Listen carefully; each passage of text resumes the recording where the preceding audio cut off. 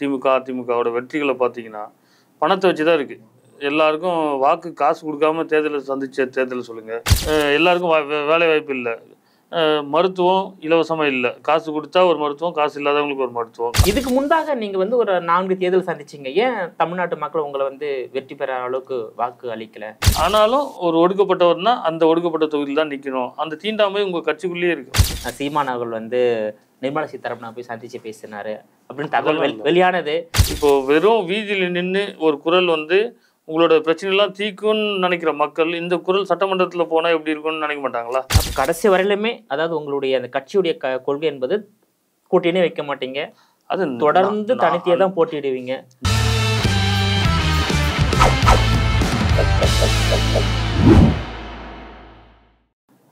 GeM TV நேயர்கள் அனைவருக்கும் வணக்கம். அரசியல் ஆடுகள பகுதியில் நாம் தமிழர் கட்சியின் தலைமை நிலை செயலாளர் வழக்கறிஞர் செந்தில் குமார் அவர்கள் நம்மோடு இணைந்துள்ளார். அவரிடம் இன்றைய அரசியல் நிலவரம் குறித்து விரிவாக விவாதிக்கலாம். சார் வணக்கம். சார் வணக்கம். நல்லா இருக்கீங்களா சார்? நல்லா இருக்கு. இப்போ 2026 சட்டமன்ற தேர்தலில் நீங்கள் தனித்தே தான் சந்திக்க போறீங்க. தனித்தே தான் சந்திப்போம் என்று சீமான் அவர்கள் திட்டவட்டமாக அறிவித்து விட்டார்.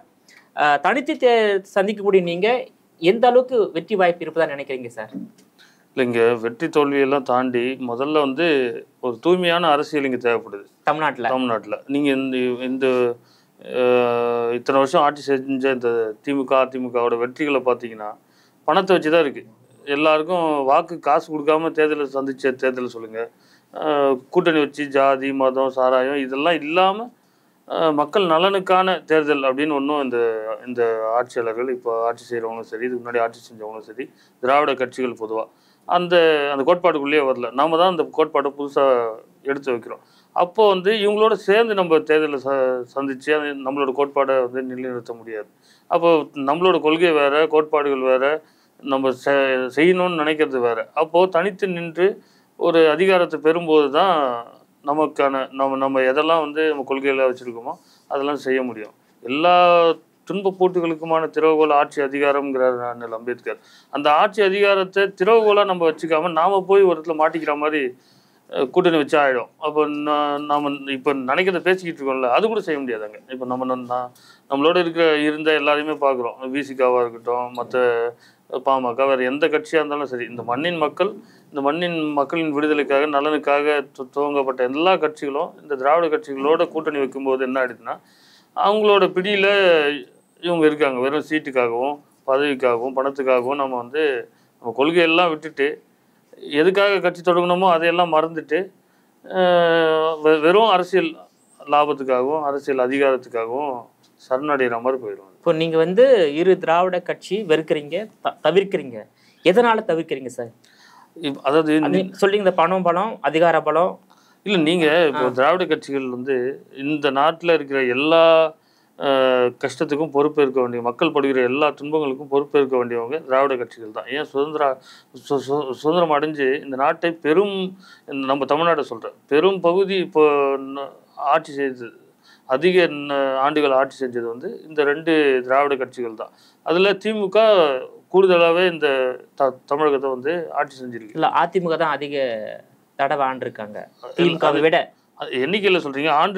ஆண்டில் வந்து அதிமுக 7 முறை ஆட்சிக்கு வந்து 7 முறை நடுவில் கலைஞ்சு அப்படிதானே வந்து. இல்லை, திமுக ஆட்சியும் கலைக்கப்பட்டிருந்தது. சரி, ஆமாம். அப்போ ஒப்பிடுற தமிழ்நாட்டில் பார்த்தீங்கன்னாக்கா திமுக விட அதிமுக அதிக ஆண்டுகள் அதிக முறை ஆண்டிருக்காங்க. திமுக அதிமுக ரெண்டுமே இந்த நிலத்துல அதிகமா ஆட்சி செஞ்ச கட்சிகள். இந்த நிலத்துல வந்து நடந்த எல்லா தீமைக்கும் பொறுப்பேற்க வேண்டிய அவங்க தானே. இதுக்கு சரியான கல்வி இல்ல, எல்லாருக்கும் வேலை வாய்ப்பு இல்லை, மருத்துவம் இலவசமா இல்லை, காசு கொடுத்தா ஒரு மருத்துவம், காசு இல்லாதவங்களுக்கு ஒரு மருத்துவம், காசு இருந்தா ஒரு படிப்பு, காசு இல்லாதவங்களுக்கு ஒரு படிப்பு, காசு இருக்கிறவங்களுக்கு ஒரு இந்த இன்ஃப்ராஸ்ட்ரக்சருக்குள்ள சொல்கிறேன் ஒரு வசதி, காசு இல்லாதவங்களுக்கு அந்த வசதியே இல்லை, கூவத்துக்கு ஓரமாக குடியிருக்க வேண்டிய அந்த நிலைமைக்கு நம்ம தள்ளப்பட்டிருக்கோம். அப்போது இதெல்லாம் உருவாக்குனது இந்த ஆட்சி காலத்தில் தான். இப்போ எதையெல்லாம் சொல்லி இந்த திமுக வந்து ஆட்சி அதிகாரத்துக்கு வந்தாங்களோ அது எதையுமே எல்லாத்தையும் இப்போ மறந்துட்டு வேற ஒரு பக்கம் போய்கிட்டு இருக்கு. பண்ணையார்களின் ஆட்சியை முடிவு கொண்டு வரணும்னு தான் திமுக ஆரம்பிக்கப்பட்டது. இப்போ திமுகவில் உள்ள மொத்த பேரும் பண்ணையாராக இருக்காங்க. எல்லாருக்கும் பல ஏக்கர்களில் சொத்து இருக்குது, பல ஆயிரம் கோடிகள் இருக்குது, கல்லூரிகள் இருக்குது, விடுதிகள் இருக்குது. அப்போது இது வந்து எந்த நோக்கத்துக்காக துவங்கப்பட்டதோ, எதுக்காக இவங்களுக்கு இந்த அதிகாரம் கொடுக்கப்பட்டதோ அது எல்லாத்தையும் மறந்துட்டு இன்னைக்கு மக்களையே சுரண்டி, மக்களோட பணத்தையே சுரண்டி மக்களுக்கு எதிராகவே வேலை செய்கிற ஒரு அமைப்பாக இது மாறிப்போச்சு. அதனால தான் நம்ம வந்து அதை வந்து மாற்றணும். அது வந்து ஒரு மாற்று அரசியலுக்கு இவங்களோட கூட்டணி வச்சா அது சரி வராதுன்னு நம்ம சொல்கிறீங்க. ஓகே, தனித்து தேர்தலில் போட்டிறீங்க. 5வது முறையாக இப்போ 2026 சட்டமன்ற தேர்தலாக நாம் தமிழர் கட்சி சந்திக்க போகுது. இதுக்கு முன்பாக நீங்கள் வந்து ஒரு 4 தேர்தல் சந்திச்சிங்க. ஏன் தமிழ்நாட்டு மக்கள் உங்களை வந்து வெற்றி பெற அளவுக்கு வாக்கு அளிக்கல? இல்லை, இப்போ நம்ம ஒரு புதுசாக வாக்கு சதவீதம் உயர்ந்திருக்கு, ஆனால் வந்து சட்டமன்ற உறுப்பினராக, நாடாளுமன்ற உறுப்பினராக வந்து இன்னும் தேர்வு செய்யப்படலை. ஸோ அதுக்கான காரணம் என்ன? அதான் என்னென்னா, இப்போது ஒரு கட்சி புதுசாக தொடங்கி 1% வாக்கு வாங்கின ஒரு கட்சி இந்தியா முழுக்கவே அடுத்த தேர்தலே இருக்காது. நாம் வந்து தொடர்ச்சியாக தோல்வி தான், நீங்கள் சொல்கிற மாதிரி தொடர்ச்சியாக நாங்கள் தோல்வி தான் சந்திச்சுட்டு வரோம். நாங்கள் வந்து மக்கள்கிட்ட வந்து காசு கொடுத்து வாக்கு கேட்கல, வாக்கை முதல்ல நாங்கள் வாங்கலை, வாக்கை பெறணும்னு நினைக்கிறோம். ஏன்னா முதலீடு பண்ணுற எந்த முதலாளியும் வந்து மக்கள் சேவைக்காக இருக்க மாட்டாங்க, அவங்களோட லாப தேவைக்காக தான் இருப்பாங்கங்கிறதுல நாங்கள் உறுதியாக இருக்கோம். அப்போது நாங்கள் நம்ம ஒரு வேட்பாளர்களை நாம் தமிழர் கட்சி சார்பாக போட்டியிட வைக்கிறோம். அவங்கள வந்து பணம் கொடுத்து வாக்குவாங்க. எல்லா கட்சியும் நீங்கள் பார்த்துருப்பீங்க, சீட்டுக்கு எவ்வளோ காசு தருவேன் கட்சிக்கு, அதே மாதிரி வாக்கு வாங்குறதுக்கு எவ்வளோ காசு தருவேன். இதுதான் அவங்களோட நேர்காணலே தான். அப்போது நம்ம அந்த மாதிரி இல்லை. எந்தெந்த சமூகங்கள் இங்கே வந்து இத்தனை வருஷத்தில் எந்தெந்த சமூகங்களுக்கு வந்து வாய்ப்பே இல்லாமல் இருக்குது. ஒரு மாவட்ட செயலாளர் கூட திமுக கொடுத்ததில்லை, இப்போ பல சமூகங்களுக்கு அதிமுக கொடுத்ததில்லை, காங்கிரஸ் கொடுத்ததில்லை, பிஜேபியும் கொடுத்ததில்லை. இப்போ இதில் இந்த தேசிய கட்சி, திராவிட கட்சிகள் எந்த சமூகங்கள்லாம் புறக்கணிச்சதோ அந்த சமூகங்களுக்கு தேடி நம்ம சீட்டு கொடுத்துருக்கோம். பொது தொகுதிகளில் ஆதித்தமிழர்களுக்கு இடம் கொடுத்துருக்கோம். ஏன்னா நம்ம பெரம்பலூரில் ஐயா ராஜா வந்து ஜெயிச்சார். அவர் வந்து அதே தொகுதி வந்து தனி தொகுதியை இல்லாமல் பொது தொகுதியை மாறும்போது ஐயாவை எங்கே நிப்பாட்டாமல் நீலகிரியில் கொண்டு போய் நிப்பாட்டுறாங்க. அப்போது நீங்கள் வந்து சமூக நீதி பேசுனீங்க, சமத்துவம் பேசுனீங்க, நீங்களே உங்கள் கட்சியிலேயே ஒருத்தருக்கு வந்து, அதுவும் அவர் ஜெயித்தவர் தான், ஐயா ராஜா வந்து ஜெயித்தவர், அவரை வந்து நீங்கள் அதே தொகுதியில் நிற்க வச்சுருந்தாலும் ஜெயிச்சிருப்பார். ஆனாலும் ஒரு ஒடுக்கப்பட்டவர்னா அந்த ஒடுக்கப்பட்ட தொகுதியில் தான் நிற்கணும், அந்த தீண்டாமை உங்கள் கட்சிக்குள்ளேயே இருக்கு திமுகவில். ஆமாம். அப்போது அதையெல்லாம் நம்ம மாற்றணும்னு நினைக்கிறோம். அதனால நம்ம வந்து மக்கள்கிட்ட நம்மளோட கொள்கையை வந்து கொண்டு போய் சேர்க்குறோம். நம்மகிட்ட பணபலம் இல்லை. ஏற்கனவே ஒரு திரைப்படமோ இதுவோ நடித்து ரசிகர்களை வந்து ரசிகர் மன்றத்தை வந்து கட்சியாக மாற்றி அப்படி வந்த கட்சி இல்லை. கொள்கை பேசி வந்தது. எல்லாருமே ஒவ்வொரு நோக்கத்துக்காக, யாருக்கும் அரசியல் ஆசையில் உள்ள வந்தவங்க கிடையாது. நான் உள்பட நாங்கள்லாம் ஒரு தனியார் நிறுவனத்தில் வேலை பார்த்தோம், வேறு சில பணிகள் செஞ்சவங்க, தொழில் செஞ்சவங்க, எல்லாருக்குமே சமூகம் மேலே ஒரு அக்கறை இருந்துச்சு. நமக்கு கிடைச்சது எல்லாருக்கும் கிடைக்கணுன்ற ஒரு நோக்கம் இருந்துச்சு. அதனால் ஒன்றா சேர்ந்து நம்ம வந்து வேலை செய்கிறோம். வேலை செய்யும்போது மக்கள்கிட்ட நம்மளோட கொள்கைகளை கொண்டு போய் சேர்க்கறதுக்கும் ஒரு காலம் தேவைப்படும். அதுதான் நம்ம தொடங்கினது. 2016 தேர்தலில் நிற்கிறதுக்கு தொடங்குகிறோம். முதல் தேர்தல்லையே 234 தொகுதியிலையும் நம்ம வேட்பாளர்களை நிப்பாட்டி தேர்தலில் சந்தித்து அதுக்கப்புறம் ஒரு நாடாளுமன்றம், அதுக்கப்புறம் ஒரு சட்டமன்றம், இப்படி இப்போ வந்து அங்கீகரிக்கப்பட்ட ஒரு அரசியல் கட்சியாக நம்ம வந்து மேலே வந்து நிற்கிறோம். இது வளர்ச்சி தான், இதில் எங்கேயுமே வீழ்ச்சி கிடையாது. இன்னொன்று, இருக்கிற நடைமுறை மாறுச்சுன்னா இந்த வளர்ச்சி இன்னும் வேகமாக இருக்கும். நடைமுறை எந்த காசு கொடுக்கறது, தேர்தல் அரசியலில் ஜனநாயகம் ரொம்ப முக்கியமானதுன்னும் போது ஜனநாயகத்தை கொலை செய்கிற இந்த பணநாயகத்தை வந்து தேர்தல் ஆணையமும் இருக்கிற சட்டங்களும் இன்னும் கடுமையாக்கப்பட்டு, ஏன்னா தேர்தல் நேரங்களில் காசு கொடுக்குறோம், நான் கொடுக்குறேன், காசு கொடுக்குறேன், என்னை பிடிக்கிறாங்க, ரெக்கார்ட் பண்ணுறாங்க. அப்புறம் அவர் என்ன ஆனார், காசு கொடுத்தவர் என்ன ஆனார், அந்த வேட்பாளருக்கு நீங்கள் கொடுத்த இது என்ன, இந்த மாதிரி நிறைய இருக்குது. அப்போ அது எதுவுமே அந்த நடைமுறைகளும் சரியாக இல்லாத போது இது வந்து ஜனநாயக அரசியல் அப்படின்னு நம்ம சொல்ல முடியாது. ஏன்னா இது ஒரு தலைபட்சமாக நடக்குது. பணநாயக அரசியல் தான் நடக்குது. இப்போ அதை தாண்டி தான் நமக்கு 36 லட்சம் பேர் வந்து வாக்கு போட்டிருக்காங்க, தேடி வாக்கு போட்டிருக்காங்க. எங்களுக்கு புது சின்னம், எவ்வளோ முடியுமோ அவ்வளோ வந்து ஒரு கட்சியை இவங்க இந்த தேர்தல் பாதையில் வஞ்சிச்சு தான் நம்ம வந்து இப்போ வந்து அங்கீகரிக்கப்பட்ட கட்சி அவ்வளோ சுலபமாக ஆகலை. இதுவே ஒரு படிக்கல் தான். ஒன்றும் நம்ம தாண்டி ஒவ்வொரு தடையையும் எதிர்த்து போராடி தான் இவ்வளோ தூரம் வந்திருக்கோம். இதுவே வேறு யாராக இருந்தால் அப்படியே விட்டு கூட போயிருப்பாங்க. இப்போ அண்ணனுக்கு இருக்கிற அந்த உறுதித்தன்மையினால நம்ம வந்து அடுத்த கட்டத்துக்கு போயிட்டுருக்கோம். அதே மாதிரி கட்சிக்குள்ளே இருக்கிற எல்லாருக்குமே நீங்கள் சொல்கிற மாதிரி நீங்கள் ஜெயிக்கவே இல்லையே, எங்கள் கட்சியில் யாரை கேட்டாலும் ஜெயிக்கணும்னு சொல்ல மாட்டாங்க, போராடணும்னு தான் சொல்லுவாங்க. போராட்டத்தின் முடிவு தான் வெற்றியா தோல்வியான்னு. ஓட்டப்பந்தயம் ஓடும்போது ஓடணும்னு தான் சொல்லணும். ஜெயிக்கணும்னா நீங்கள் ஓடவே மாட்டீங்க. ஏன்னா பக்கத்தில் பார்த்தா நல்லா ஓடுற மாதிரி தெரியுது அப்படின்னா நம்ம உடனே ஜெயிக்க மாட்டோமோன்ற எண்ணம் நமக்குள்ளே வந்துடும்ல. அப்போ ஓடணுன்றது தான் எண்ணம், ஜெயிக்கணுன்றது முடிவில் தான் தெரியும். ஆனால் இந்த நிலையில் வந்து பாஜக தரப்பில் உங்களுக்கு பேச்சுவார்த்தைக்கு அழைப்பு விடுக்கப்பட்டது. சீமான் அவர்கள் வந்து நிர்மலா சீதாராமனை போய் சந்திச்சு பேசினாரு அப்படின்னு தகவல் வெளியானது. அப்புறம் அதிமுக தரப்பிலும் உங்ககிட்ட பேசினதாக தகவல்.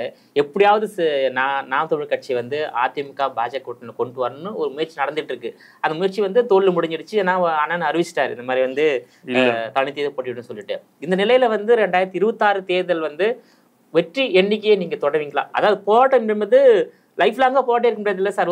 ஒரு போட்ட முடிவுக்கு வரணும்ல. நீங்க அதிகாரத்துக்கு வந்தா தானே உங்களோட சித்தாந்தத்தை வந்து நடைமுறைப்படுத்த முடியும். அதனால வந்து 2026 தேர்தலில் உங்கள் வெற்றி எப்படி இருக்கும்? எப்படி இல்லை 26க்கு இப்போதுலேயே நம்ம வந்து வேலையை தொடங்கிட்டோம். அண்ணன் வந்து எங்க ஒரு 100 தொகுதிக்கு மேல முடிவு செஞ்ச தொகுதிகளில் இன்டர்னலாக கட்சிக்குள்ள வந்து சொல்லிட்டாங்க யார் வேட்பாளர்னு சொல்லிட்டாங்க. நமக்கு இப்போ சின்ன வந்துருச்சு, நிரந்தரமான சின்ன வந்துருச்சு. இதை வச்சு வேலையை தொடங்கிட்டோம். நாங்கள் தொடங்கி ஒவ்வொரு பூத் லெவல்லையும் வந்து இப்போ வேலை செஞ்சுக்கிட்டு இருக்கோம். அதனால 26 தேர்தல் வேற மாதிரி இருக்கும். வேற மாதிரினா நீங்க எதிர்பார்க்குற மாதிரியே ஜெயிச்சிருவோம்னு வச்சுக்கோங்க. ஜெயிச்சிரு ஆட்சியை கைப்பற்றக்கூடிய அளவு. ஆமா, அதுக்கு தானே வேலை செய்கிறோம். 26ல ஆட்சி கைப்பற்றிட்டீங்க. ஆமா, அதிகாரத்தை நோக்கி தானே நம்ம வேலை செய்யறோம். எல்லா கட்சியுமே அதிகாரத்தை நோக்கி தான் போயிட்டு இருக்கு. ஆனா அதை அங்கீகரிக்கக்கூடிய மனநிலை மக்களுக்கு இருக்கு. இல்ல, அது வாங்குவோம், மக்களுக்கும் வரும். மக்களுக்கும் தேவை வந்துருச்சு. 10 லட்சம் கோடி கடன் ஆயிடுச்சு.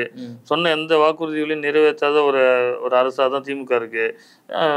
அதனால மக்கள் வந்து ஒரு மாற்றத்தை விரும்புறாங்கல்ல. விரும்புனா அப்படி மாற்றத்தை விரும்பினா என்ன பண்றாங்கன்னா தமிழ்நாட்டு மக்கள் ஒண்ணு திமுக ஆதரிக்கிறாங்க, இல்ல அதிமுக ஆதரிக்கிறாங்க, இல்ல அதிமுக ஆதரிக்கிறாங்க, திமுக ஆதரிக்கிறாங்க. இப்படி மாறி மாறி தான் ஆதரிக்கிறாங்களே தவிர மாற்று கட்சி நிறைய தொடங்கப்பட்டது. அதாவது திமுக தொடங்கப்பட்டது 1949, அதிமுக 1972 தொடங்கப்பட்டது.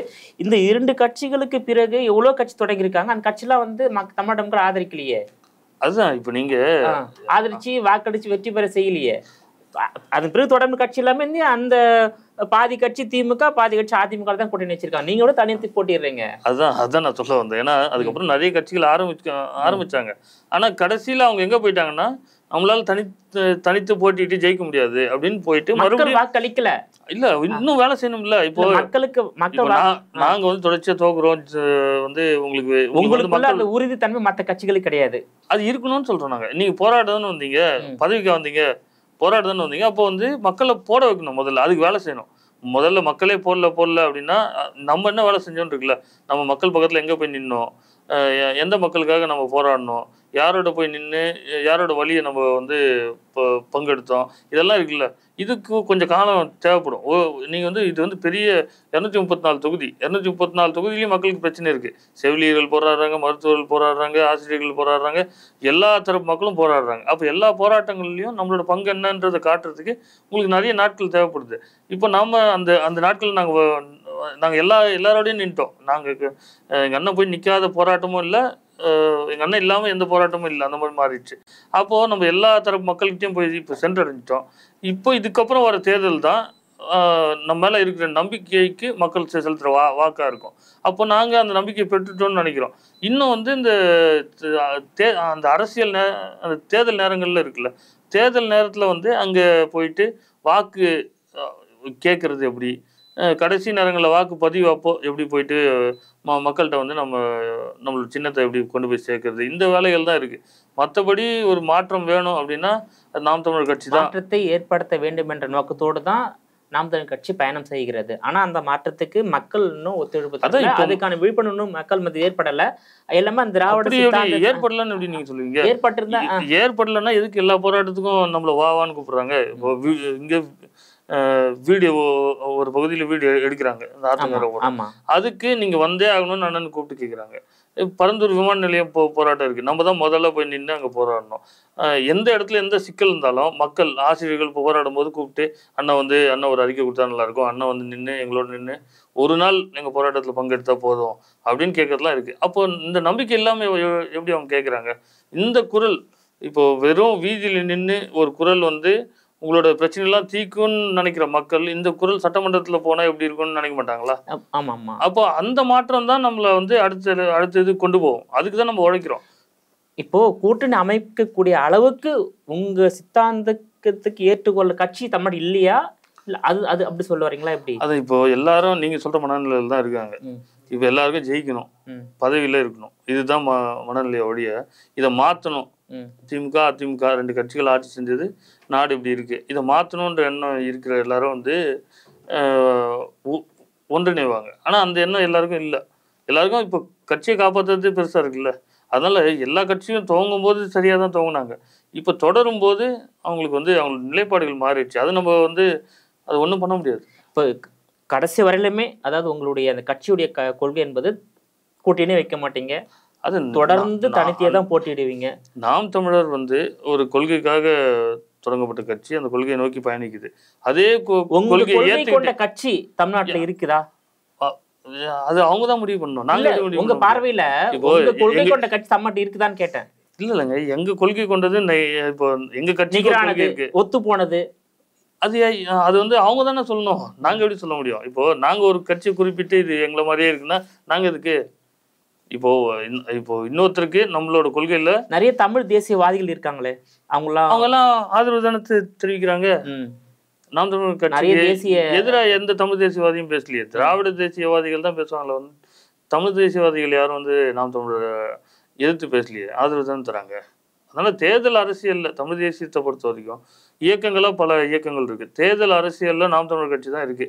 நாம் தமிழர் கட்சி இப்போ அங்கீகரிக்கப்பட்ட ஒரு அரசியல் கட்சியாக இந்த நிலத்தில் இருக்கு. 26 தேர்தல் எல்லா தமிழ் தேசிய இயக்கங்களும் நாம் தமிழர் கட்சியை ஆதரிச்சு இது ஒரு பெரிய வெற்றி பாதைக்கு கண்டிப்பாக ஒட்டுமொத்த தமிழர்களும் நாம் தமிழர் கட்சியை ஆதரிச்சானாக்கா டிம்பர் 2026 ஆட்சிக்கு வந்து அந்த அளவுக்கு உங்களுடைய பரப்புரை இருக்கு. நீங்க களத்துல வேணா பாருங்களேன், நீங்க தமிழ் தேசிய சித்தாந்தத்தை பேசுற எல்லாருமே நமக்கு ஆதரவு தான் தெரிவிக்கிறாங்க. இப்போ திமுக பாத்தீங்கன்னாக்கா 2026 நாங்க 200 இடங்களுக்கு மேல ஜெயிப்போம் இலக்காக வச்சு அவங்க தேர்தல் பிரச்சாரம் மேற்கொள்றாங்க. ஆமா, அவங்க தனியார் டீம்லாம் போட்டு வேலை செய்யறாங்க. அதுக்காக பல்லாயிரம் கோடிகள் வந்து செலவு செய்யறாங்க.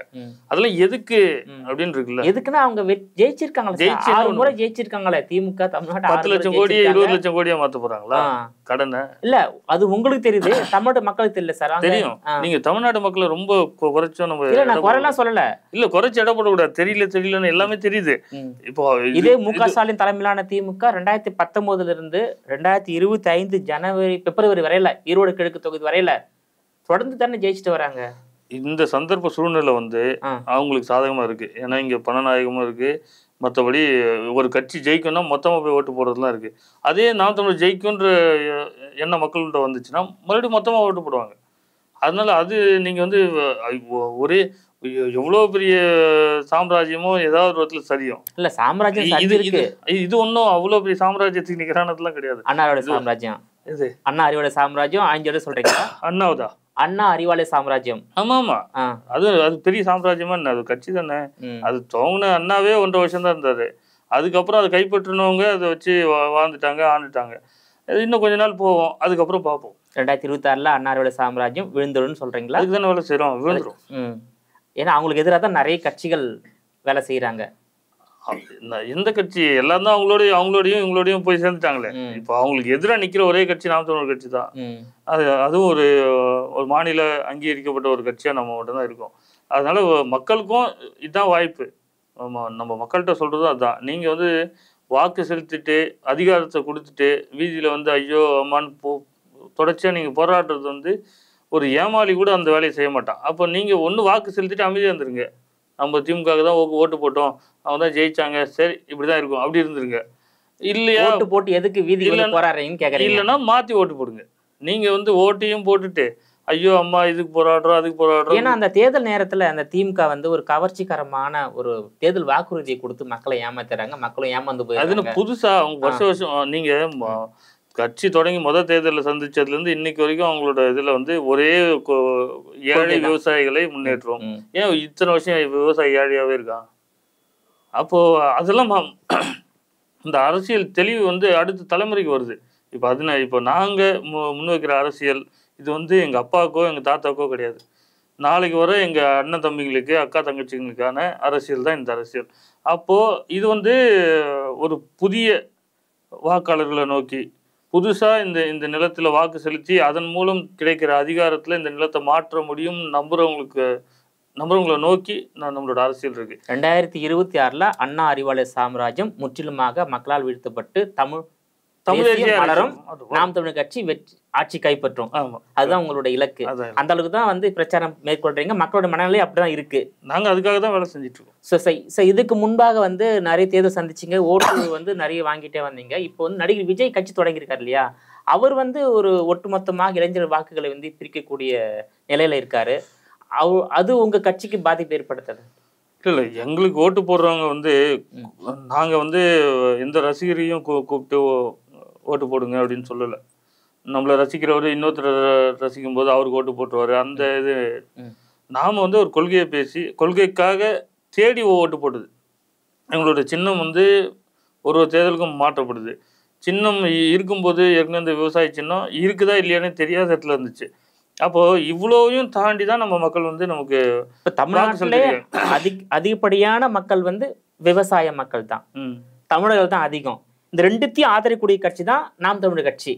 சோ சின்னமும் உங்களுக்கு விவசாய சின்னம். இது எல்லாமே பிளஸ் பாயிண்டா தான் இருக்கு. சோ இதெல்லாம் வச்சு 2026 தேர்தலில் உங்களை 118 இடத்துல வெற்றி பெற வைத்தாங்க. தமிழ்நாட்டுல மிகப்பெரிய ஒரு மாற்றம் ஏற்படும். திமுக நீ சொல்ற மாதிரி சாம்ராஜ்யம் வீழ்த்தப்படும். அதுக்கான எப்படி மனநிலை இருக்கு மக்களோட மனநிலை? இப்ப நீ களப்பணி ஆற்ற தொடங்கி இருக்கீங்க. இல்ல, மக்களோட வரவேற்பு இருக்கு. மக்களுக்கு வரவேற்புனாக 100% குறைஞ்சது 60% வரவேற்பு இருக்கணும். 10-15 உங்களால ஜெயிக்க முடியாது. ஓகேங்களா? 50-60% வரவேற்பு தான் உங்களால ஜெயிக்க முடியும். ஏன்னா நிறைய 4 முனை போட்டி நிலவு போகுது தமிழ்நாட்டுல. ஒண்ணு திமுக தலைமையிலான கூட்டணி, அதிமுக தலைமையிலான கூட்டணி, அப்புறம் புதிய வரவாக உள்ள தமிழக வெற்றி கழகம் கூட்டணி. நீங்க தனித்தே போட்டிறீங்க. இது மிகப்பெரிய ஒரு தைரியமான ஒரு முடிவு தான். ஆனா அந்த முடிவை மக்கள் ஆதரிக்கணும். ஆதரிப்பாங்க. மக்கள் தான் எங்களுக்கு சொல்றாங்க தனியா நில்லுங்கன்னு. நீங்க கூட்டணி போனாதான் ஜெயிக்க முடியுங்கிற அந்த ஃபார்முலாவை மாற்ற தான் நாங்கள் வந்திருக்கோம். மக்கள் எங்ககிட்ட எங்களை பார்க்குற எல்லா இடத்துலையும் மக்கள் சொல்றது ஒருபோதும் கூட்டணிக்கு போயிடாதீங்க அப்படின்னு தான் சொல்றாங்க. நீங்களும் கூட்டணி வச்சு மற்றவங்கள மாதிரி ஆயிடாதீங்க. இதெல்லாம் மக்கள் சொல்றது தான். அதனால மக்கள் பேச்சு கேட்டு தான் நம்ம இந்த வேலையை செய்கிறோம். அதனால அதில் எங்களுக்கு பெரிய நம்பிக்கை மக்கள் மேலே இருக்கு. மக்கள் எங்களுக்கு தேடி வாக்கு செலுத்துவாங்க. இந்த 26 தேர்தலில் ஒரு பெரிய மாற்றம், இது வரைக்கும் நடக்காத மாற்றம் நடக்கும். ஸோ ஒருவேளை நீங்கள் 2026 நாம் தமிழர் கட்சி ஆட்சியை கைப்பற்றிட்டீங்கன்னா உங்க ஆட்சி எப்படி இருக்கும் சார்? அது நாங்கள் ஒரு செயற்பாட்டு வரைவாகவே எதிர்காலம் இருக்குமே சார், முடிவு பண்ணியிருப்பீங்களா? நம்ம இல்லை, அதுக்கு நாங்கள் ஒரு 315 பக்கத்தில் 2016 ஒரு செயற்பாட்டு வரைவுன்னு கொடுத்தோம்.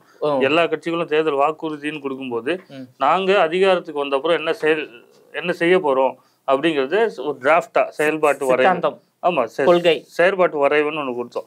அதில் விளையாட்டுத்துறை எப்படி இருக்கும், கல்வித்துறை எப்படி இருக்கும், மருத்துவம் எப்படி இருக்கும், சாலை எப்படி இருக்கும், இங்கே இருக்கிற குடிநீர் வசதிகள் எப்படி இருக்கும், நீர்நிலைகள் எப்படி பாதுகாக்கப்படும், மலைகள் எப்படி பாதுகாக்கப்படும், மண் வளம் எப்படி பாதுகாக்கப்படும், இப்படி மக்களுக்கு தேவையான அத்தனையும் நாங்கள் அதுலேயே கொடுத்துருக்கோம். அந்த மண்ணையும் மக்களையும் எப்படி பாதுகாக்க? அதாவது நீங்கள் இவ்வளோ பெரிய நிலப்பரப்பு, இவ்வளோ வளம் கொண்ட ஒரு நிலப்பரப்பை கூலிகளாக வச்சுருக்கீங்க. முதல்ல இங்கே இருக்கிறவங்க கூலி வேலை செய்ய தான் பிறந்த மாதிரி கொரியாலேருந்து ஒரு நிறுவனம் அவன் ஒரு 8 மணி நேரம் 10 மணி நேரம் வேலை செஞ்சுட்டு இவ்வளோ தான் சம்பளம் கொடுப்பான், அதுக்காக வேலை செஞ்சுக்கிட்டு அந்த மாதிரி ஒரு கூலிகளாக மக்களை மாற்றிட்டீங்க. நாங்கள் சொல்கிறது தற்சார்பு பொருளாதாரம். ஒரு நாட்டின் வளர்ச்சியே தற்சார்பு பொருளாதாரம் தான். அப்போ தற்சார்பு பொருளாதாரத்தை தவிர்த்துட்டு நீங்கள் ஒரு அடிமை பொருளாதாரம், ஒரு கூலி பொருளாதாரத்தை இங்கே வச்சுருக்கீங்க. அதை மாற்றணும்னு நாங்கள் சொல்கிறோம். நிலமும் வளமும் சார்ந்த தொழிற்சாலைகள், அதில் வேலை வாய்ப்பு. ஒவ்வொரு நிலத்துக்கும் ஒவ்வொரு தன்மை இருக்குது. எந்த நிலத்தில் எது விளையும் அதை எடுத்து அதை விளைய வச்சு அதை வெளிநாட்டுகளுக்கு ஏற்றுமதி செய்கிறது. இதுதான் நம்ம பாட்டம் மூட்ட காலத்தில், பழைய காலத்தில் வெறும் மிளகுக்கு தங்கத்தை கப்பலாக வாங்கின இதெல்லாம் இருக்குது. அப்போது நீங்கள் எது இங்கே எது தங்கம்னு நம்ம பார்க்கணும். அதுக்கு நீங்கள் போகாமல் இந்த மண்ணை நாசமாக்கிட்டு காற்றை நாசமாக்கிட்டு வாழவே முடியாத ஒரு நிலைமைக்கு நம்மளை தள்ளுறதை நாங்கள் எதிர்க்கிறோம். நெய்வேலி நிலக்கரியில் நம்ம பாட்டம் கொடுத்த இடம் அது. அந்த இடத்துல தோண்டி பார்க்கும்போது கருப்பாக அந்த சின்ன இது பண்ணாங்க. இப்போ இருக்கிற கிராமத்தெல்லாம் அழித்து நீங்கள் மன்னார்குடி வரைக்கும் நிலக்கரி இருக்குதுன்னு நீங்கள் சேட்டலைட்டில் இப்போ பார்த்து அதை எடுக்கலாமான்னு முயற்சி பண்ணுறீங்களா? இது எவ்வளோ பெரிய ஆபத்து. அது முழுக்க விவசாய நிலங்கள் இருக்கிற ஒரு பகுதி. இங்கே பரந்தூர் விமான நிலையத்துக்காக அத்தனை ஏரி குளங்களை அழிக்கிறீங்க.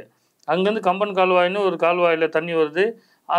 அந்த பிரச்சனைனால தான் இங்கே சென்னைக்குள்ளே வெள்ளப்பெருக்கே வருதுன்னு சொல்கிறாங்க. அதெல்லாம் ஒழுங்காக பராமரிக்காததுனால தான். இப்போ ஏதோ கொஞ்சம் இருக்குது, பராமரிக்காமல் இருக்குது. அதுக்கே இவ்வளோ நம்ம வெள்ள பாதிப்புகள் எல்லாம் நம்ம சந்திக்கிறோம். முழுசாக அதை எல்லாத்தையும் நீங்கள் அழித்து விமான நிலையம் கட்டிட்டு அதுக்கப்புறம் சென்னை எப்படி காப்பாற்றுவீங்க? உங்களுக்கு அந்த தமிழ்நாட்டு மீதும் இந்த தமிழ் மக்கள் மீதும் இந்த இனத்தின் மீதும் மொழி மீதும் இந்த மண்ணு மீதும் இருக்கின்ற அக்கறை ஏன் திமுகவுக்கு இல்லை? ஏன் அதை பற்றி? அதான் நான் சொல்கிறேன், தொடங்கப்படும் போது அண்ணாவுக்கு இருந்துச்சுங்க. அது அண்ணா வந்து இங்கே இருக்கிற பண்ணையார் கட்சியை ஒழிக்கணும்னு வந்தவர் தான் அண்ணா. ஆனால் அவர் கட்சியே பண்ணையார் கட்சி ஆகும்னு அவரே எதிர்பார்த்துருக்க மாட்டார். அவர் இருந்தாலே பண்ணையார மாறிட்டாங்க. ஆமாம், அவர் இருந்தாலே வந்து என் இடத்துல அவர் உட்காந்து திமுகவே விமர்சனம் பண்ணுறதுக்கும் வாய்ப்பு இருக்குது. அதனால நோக்கம் தலைவனிடத்தில் சரியாக எப்பயுமே இருக்கும் எல்லா இயக்கங்கள்லையும். ஏன்னா அந்த தலைவன் தான் வந்து அதுக்காக போராடி இருப்பார். அதுக்கு அடுத்து வரவங்க அதை கைவிட்டுட்டு தனக்கான தன் குடும்பத்துக்கான அரசியலை அதை மாற்றிட்டாங்க. இப்போ திமுக ஆட்சியை பற்றி உங்களுடைய கருத்து என்ன சார்? அதான் இது வந்து மக்களுக்கு தேவையானதை செய்யாமல் வெறும் கவர்ச்சி அரசியலை முன்னெடுத்து மக்களை ஏமாற்றி செய்கிற ஒரு ஆட்சியாக தான் அதை பார்க்கணும். அடுத்து திமுக வெற்றி பெற நினைக்கிறீங்களா? இல்லை, அது தோக்கடிச்சு தானே ஆகணும், இல்லைன்னா இந்த நாட்டை காப்பாற்ற முடியாதுன்னு நினைக்கிறேன். ஸோ திமுக தோத்தால் தான் தமிழ்நாடு வெற்றி பெறும். ஆமாம், தமிழ்நாட்டு மக்கள் வந்து நலன் பெறுவாங்க, தமிழ்நாடு மக்களுக்கானது கிடைக்கும். அடிப்படை உரிமைகள் கூட இங்கே மறுக்கப்படுது. அதெல்லாம் ஒழிக்கணும்னா முதல்ல திமுக ஒழிக்கணும். திமுக தோக்கணும், திமுக வந்து தமிழ்நாட்டில இருந்து அகற்ற, திராவிட கட்சிகளின் ஆட்சி, தேசிய கட்சிகளின் ஆட்சி தமிழ்நாட்டில் வந்து அகற்றப்படணும். தமிழ் தேசிய அரசியல் தான் தமிழ்நாட்டுக்கான ஒரே வழி. உங்களுடைய விரிவான தகவலுக்கு ரொம்ப நன்றி சார். நன்றி. நேயர்களே, மீண்டும் இது போன்ற மற்றொரு அரசியல் ஆடுகளத்தில் மற்றொரு ஆளுமையுடன் சந்திக்கிறேன். அதுவரையில் உங்களிடமிருந்து விடைபெறுவது நான் உங்கள் விஜயபாலன்.